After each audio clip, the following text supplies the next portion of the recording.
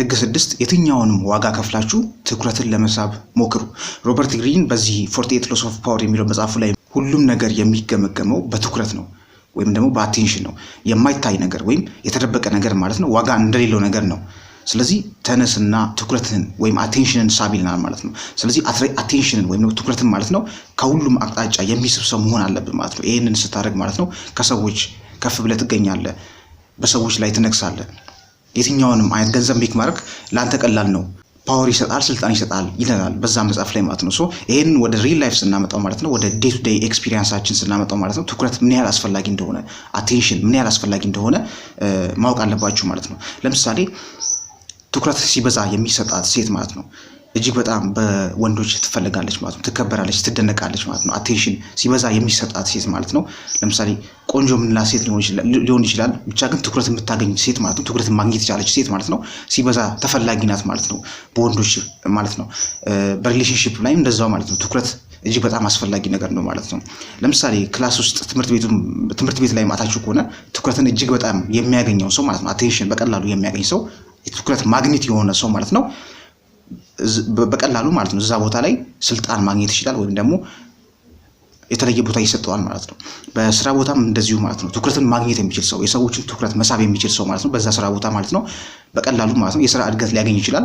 በአጭር ጊዜ ውስጥ ማለት ነው ራሱ ሊለውጥ ይችላል ማለት ነው። ስለዚህ በየትኛውም የህይወት ዘርፍ ላይ ብንሄድ ማለት ነው ትኩረት አቴንሽን እጅግ በጣም ወሳኝ ነገር ነው ማለት ነው። ስለዚህ አቴንሽን ወይም ትኩረትን የትኩረትን ወይም የአቴንሽንን ኃይል ለማግኘት ከፈለግ ማለት ነው ለምሳሌ ሶሻል ሚዲያ ላይ ቲክቶክ ላይ ሄደ ተመልከት። ለምሳሌ ምን አይነት ቪዲዮዎች እንደሚሰሩ ማለት ነው ሰዎች የሰዎችን ትኩረት ለመሳብ ማለት ነው ምን አይነት የተለያዩ ቪዲዮዎችን በአሁን ዘመን እንደሚሰሩ ማየት ትችላለህ ማለት ነው። ለምሳሌ የተለያዩ ቀልዶችን ቧልቶችን በመጠቀም ማለት ነው የሰዎችን ትኩረት ለመሳብ ማለት ነው እንደዚህ አይነት ነገር የሚጠቀሙ ኮንተንት ክሬተሮች አሉ። አንዳንዶች ደግሞ በሃይማኖት በመጠቀም ማለት ነው በሃይማኖት ግጭት በመጣት ማለት ነው አንዱ የሌላኛውን ሃይማኖት እየዘለፈ እየተቸ ማለት ነው ትኩረትን ለመሳብ ያደርጋል ማለት ነው። ሌላኛው ደግሞ በአመለካከት ማለት ነው በአስተሳሰብ ማለት ነው የአንተን አስተሳሰብ ቻሌንጅ ለማድረግ ማለት ነው በዛ እየሄደ የሰዎችን አቴንሽን ወይም ትኩረት ለመሳብ ይሞክራል ማለት ነው። ሌሎች ደግሞ እንደዚህ የማይሆን ቪዲዮዎችን ማለት ነው ኮንተንቶችን ማለት ነው ሶሻል ሚዲያ ላይ በመልቀቅ ማለት ነው አቴንሽን ወይም ትኩረትን ለመሳብ ከህዝቡ ለመሳብ ይሞክራሉ ማለት ነው። ስለዚህ ይሄ ማለት ትኩረት ምን ያህል አስፈላጊ እንደሆነ ከነሱ መረዳት ይችላል ማለት ነው። ይሄንን ትኩረት ከሳቡ በኋላ ይሄንን አቴንሽን ማለት ነው ከሳቡ በኋላ ምን ያህል ገንዘብ እንደሚሰሩ እንግዲህ ልነግር አልችልም ማለት ነው። ስለዚህ በጣም ብዙ ገንዘብ የሚሰሩት ማለት ነው ይሄንን አቴንሽን ወይም ይሄንን ትኩረት ወደ ገንዘብ ይቀይሩታል ማለት ነው። ስለዚህ አንተ ማለት ነው ትኩረትን ስበ የትኩረት ማግኔት ሆነ ማለት ነው ያንን ትኩረት ወደ ገንዘብ ሞኔታይዝ ማድረግ ከፈለክ ለአንተ አድቫንቴጅ ለአንተ ጥቅም መጠቀም ከፈለክ 6 ስትራቴጂዎችን እነግራለሁ ማለት ነው። እነዚህን ስትራቴጂዎች ስትጠቀም ትኩረት የማይሰጥ ሰው ከሆንክ ከዚህ በፊት ማለት ነው አቴንሽን የማይሰጥ ሰው ከሆንክ ማለት ነው በቀላሉ አቴንሽን ማግኘት ትችላለህ ማለት ነው። ያንን አቴንሽን ለራስ አድቫንቴጅ መጠቀም ትችላለህ ማለት ነው። ሰላም ቤተሰቦች እንዴት ናችሁ? ለዚህ ቻናል አዲስ ሆናችሁ ሰብስክራይብ በማድረግና የደወል ምልክቱን በመጫን ጆይን ማድረግ አትርሱ። ቪዲዮ ደግሞ ለብዙ ሰዎች አልጎሪዝም እንዲለቀው ላይክ በማድረግ እንጀምራለን። ቀጥታ ትኩረትን ለማግኘት አቴንሽን ለማግኘት የትኩረት ማዕከል ለመሆን የትኩረት ማግኔት ለመሆን ማለት ነው የሚረዷችሁን 6 ስትራቴጂዎች ወደዛ እንሂድ። የመጀመሪያው ራስህን በአዲስ መልክ አስተዋውቅ ማለት ነው።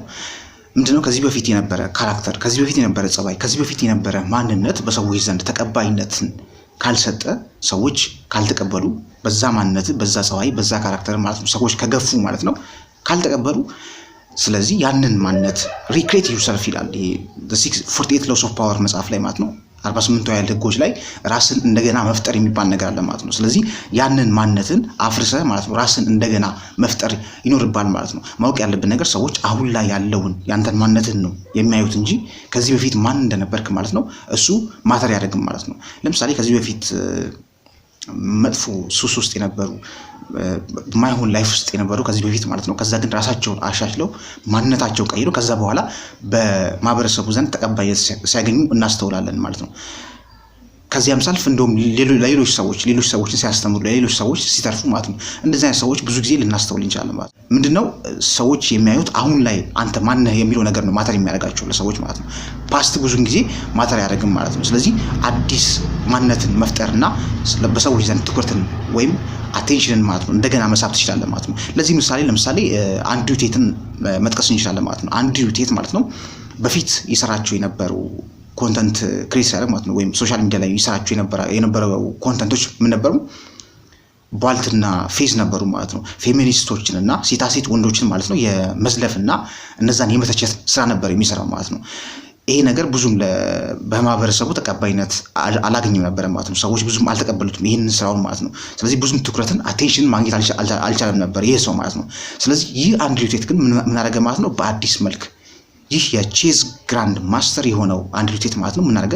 በአዲስ መልክ፣ በአዲስ አቀራረብ፣ በአዲስ ስታይል ወደ ሶሻል ሚዲያው ብቅ አለ ማለት ነው፣ መጣ ማለት ነው።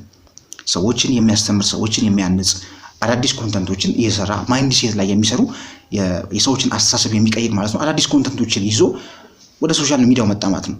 ከዛ በኋላ በአጭር ጊዜ ውስጥ ማለት ነው ትኩረትን አቴንሽንን ማግኘት ሆነ ማለት ነው። ወይም ትኩረትን አቴንሽንን ማግኘት ቻለ ማለት ነው። በአጭር ጊዜ ውስጥ ተቀባይነትን አገኘ ማለት ነው። ስለዚህ ቀይረ ማለት ነው። በፊት የነበረበትን ኦልሬዲ ቀይረውና ካራክተሩን ጸባዩን ቀይረና በአዲስ መልክ መጣ። የዛኔ በአጭር ጊዜ ውስጥ ተቀባይነትን አገኘ፣ ትኩረትን አገኘ ማለት ነው። ያንን አቴንሽን ደግሞ ወደ ገንዘብ ቀይረው ማለት ነው።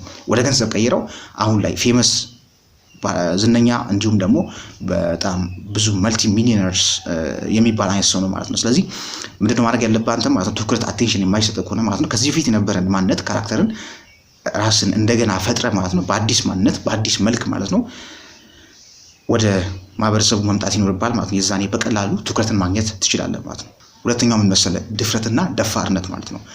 ሰዎች በደፋር ሰው ማለት ነው ቀልባቸው ወይም አቴንሽናቸውን ማለት ነው በደፋር ሰው በቀላሉ ይገዛል ማለት ነው። ደፋር የሆነ ሰው ድፍረት ያለው ሰው ማለት ነው በቀላሉ የሰዎችን ቀልብ ማለት ነው የሰዎችን አቴንሽን መግዛት ይችላል ማለት ነው። ስለዚህ አንተም ማድረግ ያለብህ ነገር ያንን ድፍረትን መላበስ ነው ማለት ነው።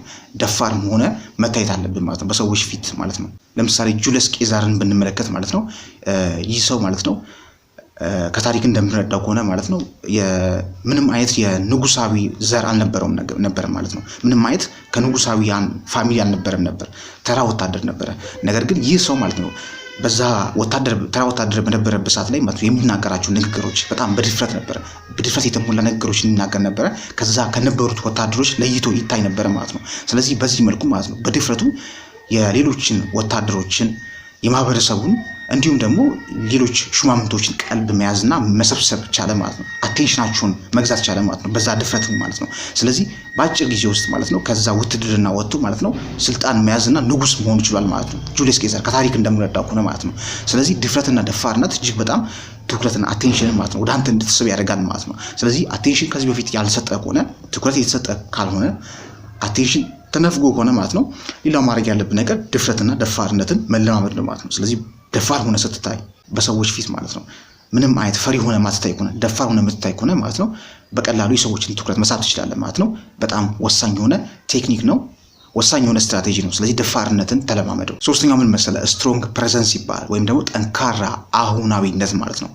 ስትሮንግ ፕሬዘንስ ማለት ምን ማለት ነው? በአጭሩ ማለት ነው የወደፊቱን ገና የሚመጣውን ጊዜ ለሚመጣው ጊዜ አለመጨነቅ ወይም ያን ያህል ብዙ ውጥረት ወይም ጭንቀት ውስጥ አለመግባት ማለት ነው። ገና ለሚፈጠረው ነገር ያን ያህል ብዙም ጭንቀት ውስጥ አለመግባት፣ ከዚህ በፊት ያለፈው ነገር ላይ ማለት ነው ብዙ ትኩረት አለመስጠት ማለት ነው። ስለዚህ ሙሉ ለሙሉ አቴንሽንን ወይም ትኩረትን ማለት ነው አሁን ላይ ባለህበት ጊዜ ላይ አሁን ላይ ማለት ነው ማድረግ ማለት ነው። ስለዚህ ስትሮንግ ፕሬዘንስ ጠንካራ የሆነ አሁናዊነት ማለት ነው። ስለዚህ አሁን ላይ መሆን ማለት ነው። ስለዚህ ያለፈውንም ብዙ ባለፈው ታሪክ ላይ አለመሸበር ገና በሚመጣው ያን ያህል አለመጨነቅ ማለት ነው። ስለዚህ ትኩረትን ሙሉ ለሙሉ አሁን ላይ ሲሆን ስትሮንግ ፕሬዘንስ አለህ ይባል ወይም አለህ ይባል ማለት ነው። ወይም ደግሞ ጠንካራ አሁናዊነትን ተላብሳል ይባል ማለት ነው። ስለዚህ ይህ ጠንካራ አሁናዊነት ወይም ስትሮንግ ፕሬዘንስ ማለት ነው በሰዎች ማለት እጅግ በጣም ትኩረትን እንድትስብ አቴንሽን እንድትስብ ያደርጋል ማለት ነው። ምክንያቱም አብዛኛው ሰው ማለት ነው ባለፈው ጊዜ የሚኖር ነው ወይም ደግሞ ገና በሚመጣው ጊዜ ማለት ነው የሚጨነቅ ሰው ነው ማለት ነው። አንተ ግን ያንን ትተህ ማለት ነው አሁን ላይ ስታተኩር ማለት ነው ስትሮንግ ፕሬዘንስ ስትላበስ ማለት ነው የአዳራሹን ሙሉ አቴንሽን የአዳራሹን ሙሉ ትኩረት ማለት ነው ወደ አንተ ይመጣል ማለት ነው። ስለዚህ ፕሬዘንስን አሁናዊነትን ስትላበስ ማለት ነው ምንም አይነት በመረጋጋት ስሜት ውስጥ ነው የምትገኘው ማለት ነው። ለምሳሌ ቀዳማዊ ኃይለ ሥላሴን ብንመለከት ማለት ነው አጭር የሚባሉ ቀጭን የሚባሉ ሰው ነበር፣ ንጉስ ነበር እና ይህ ሰው ማለት ነው በቀላሉ የሰዎችን አቴንሽን ወይም ትኩረት ይስብ ነበር በሰዓቱ ማለት ነው። ንጉስ ስለነበረ አይደለም፣ ነገር ግን ስትሮንግ ፕሬዘንስን ስለሚለማመድ ነው ማለት ነው። ጠንካራ የሆነ አሁናዊነትን ስለሚያሳይ ነው ለሰዎች ማለት ነው። ምን ጊዜም ሲታይ ማለት ነው በሙሉ በ100% ኮንፊደንስ እና በ100% አሁናዊነት ሆኖ ነው የሚንቀሳቀስ የነበረው ማለት ነው። ስለዚህ ያ ነገሩ ማለት ነው በሰዎች ፊት ትኩረት እንዲያገኝ አረገው ማለት ነው። ስለዚህ አንተም ይሄንን መለማመድ አለብን ማለት ነው። ሙሉ ለሙሉ አሁናዊነትን ማለት ነው ስትሮንግ ፕሬዘንስን መለማመድ ይኖርባል ማለት ነው። በጭራሽ የተንቀሸቀሽና የተሸበረ ሰው ሆነ በሰዎች ፊት የምትታይ ከሆነ ትኩረትን ልታገኝ አትችልም። ስለዚህ አሁናዊነትን ስትሮንግ ፕሬዘንስን መለማመድ አለብህ። ወሳኝ ጸባይ ነው። ወደ ቀጣዩ እንሂድ። አራተኛው ትኩረትን እንድታሳይ የትኩረት ማግኔት እንድትሆን ማለት ነው ትኩረትን እንድታገኝ በቀላሉ የሚያደርግ ስትራቴጂ ምንድነው? ቀጣይ እርምጃህን በጥቂት ማሳየት ማለት ነው። ሉክ ጋይስ ቀጣይ እርምጃችሁን ማለት ነው አካሄዳችሁን ምንም ነገር ለሰዎች የማታሳዩ ከሆነ ማለት ነው በሰዎች ዘንድ ማለት ነው ተደብቃችሁ ነው የምትቀሩት ማለት ነው።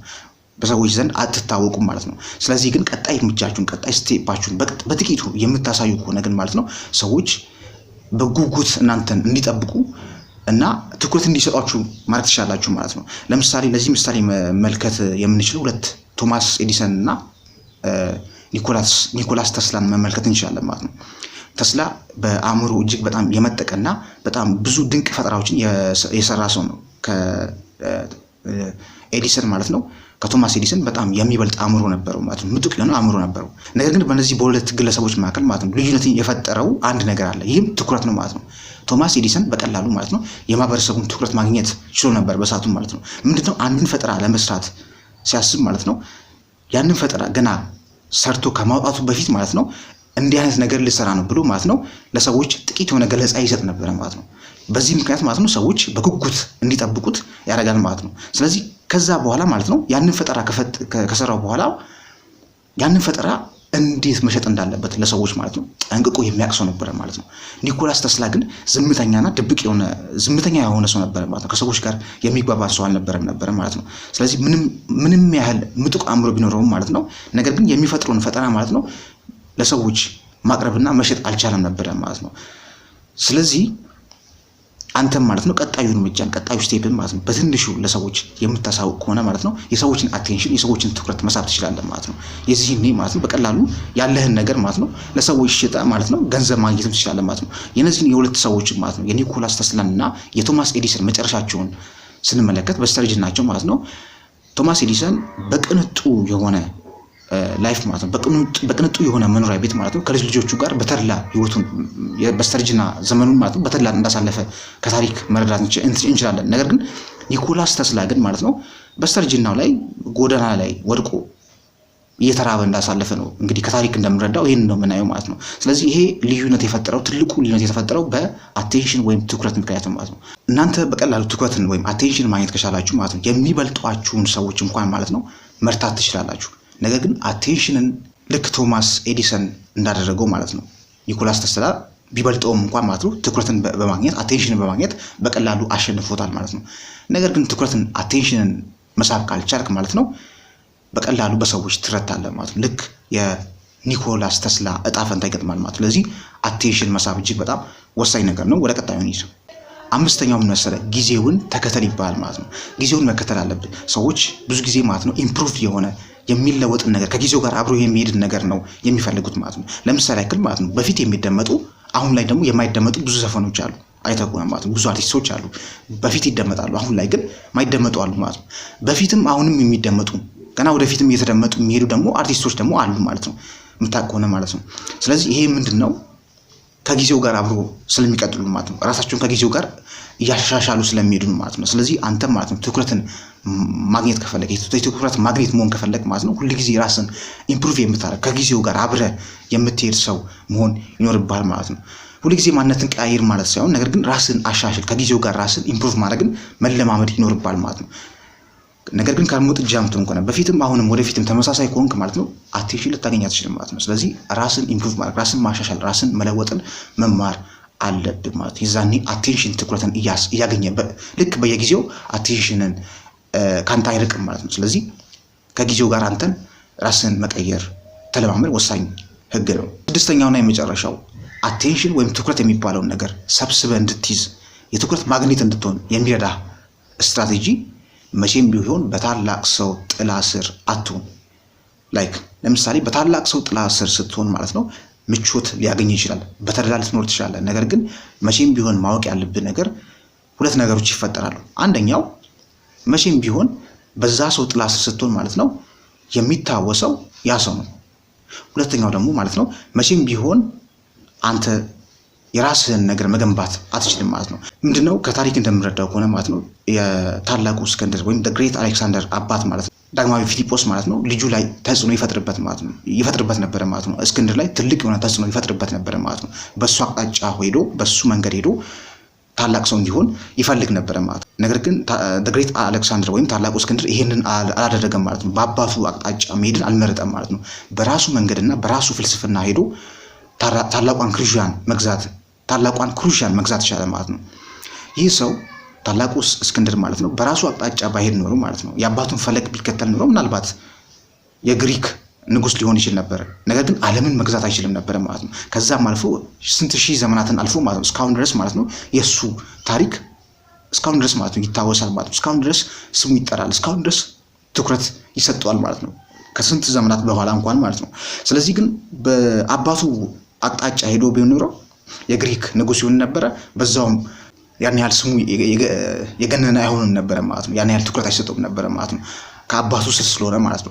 ነገር ግን ይህ ሰው እንደዛ አይደለም የሚያደርገው ማለት ነው። በራሱ አቅጣጫ ሄዶ ታላቋን ክሩሽያን ገዛት እና ሌሎች የዓለም ሀገራትን መግዛት ይችላል ማለት ነው። ስለዚህ ብዙ ሀገራትን እንደገዛ ነው ከታሪኩ የምንረዳው ማለት ነው። ይህ ሰው እንደውም በወጣትነቱ ባይሞት ኖሮ የሙሉ ዓለም ካርታ ይቀየር ነበር የሚልም ነገር ነበርና ስለዚህ ምንድነው ማድረግ ያለባችሁ ሁልጊዜም ቢሆን ማለት ነው የራሳችሁን አቅጣጫ የራሳችሁን ፕሪንሲፕል ነው መከተል ያለባችሁ እንጂ በሆነ ሰው ስር የምትሄዱ ከሆነ ማለት ነው ምናልባት ያ ሰው የደረሰበትን ደረጃ ልደርሱ ትችላላችሁ እንጂ የሰዎችን ፈለግ ልትከተሉ ትችላላችሁ።